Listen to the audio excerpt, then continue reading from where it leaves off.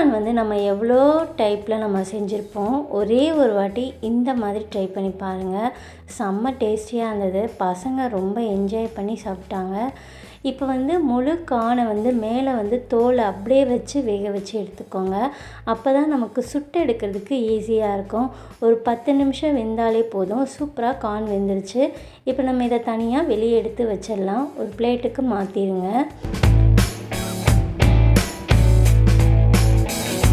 ரெண்டுமே நல்லா சூப்பராக வெந்து வந்துருச்சு. அதே மாதிரி கார்ன் வாங்கும்போது கொஞ்சம் நல்லா முத்தினதாக பார்த்து வாங்கிக்கோங்க. முத்து முத்தாக அப்போ தான் சூப்பராக இருக்கும். இப்போ ஒரு ட்ரில் பேனில் நம்ம வந்து ஒரு 2 டேபிள் ஸ்பூன் போல் பட்டர் சேர்த்துக்கோங்க. சேர்த்துட்டு நல்லா மெல்ட் ஆகட்டும். இப்போ நம்ம வேக வச்சு எடுத்துருக்கோம்ல ஸ்வீட் கார்ன், அதை வந்து இதில் சேர்த்துட்டு அந்த மேலே தோலை வச்சு நம்ம திருப்பி விட்டுக்கலாம். அதுக்கு தான் அந்த தோலை பிரிக்க வேணாம் நான் சொன்னேன்.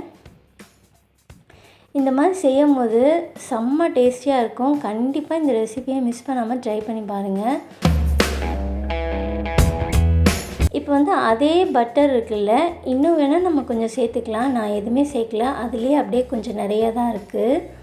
இப்போ ஒரு சிட்டிக்கை போல் உப்பு, ஒரு 2 சிட்டிக்கை போல் எடுத்துகிட்டு ஒரு 1/2 டீஸ்பூன் போல் மிளகுத்தூள். காரம் வந்து கம்மியாகவே சேர்த்துக்கோங்க. ஏன்னா குழந்தைங்களாம் சாப்பிட்றாங்களே. 1/2 டீஸ்பூன் போல் சேர்த்துட்டு 1 டீஸ்பூன் போல் சாட் மசாலா, திருப்பியும் கொஞ்சமாக பட்டர் சேர்த்துட்டு அதை நல்லா கலந்து வச்சுருங்க. வேக வச்ச ஸ்வீட் கார்ன் அதை நம்ம இப்போ திருப்பியும் பட்டரில் ரோஸ்ட் பண்ணியிருக்கோம்ல, திருப்பியும் அதை எடுத்து இது மேலே வைக்கணும்.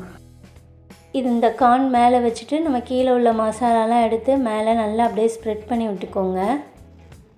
இந்த மாதிரி செய்யும் போது செம்ம டேஸ்டியாக இருக்கும். இதோட முடியாது, ஃபைனல் டச் ஒன்று இருக்குது. இப்போ இதை நம்ம தனியாக எடுத்து வச்சுட்டு நம்ம இப்போ வந்து ஃபைனல் டச் சொன்னேன்ல, அது இதுதான். அப்படியே நெருப்புலேயே நல்லா கோழி வாட்டுற மாதிரி வாட்டிடுங்க. செம்ம டேஸ்டியாக இருக்கும். கண்டிப்பாக நம்ம வந்து இதை மிஸ் பண்ணவே கூடாது. இப்போ அப்படியே நல்லா அந்த ஃபயர்லேயே நல்லா வெந்துடும்.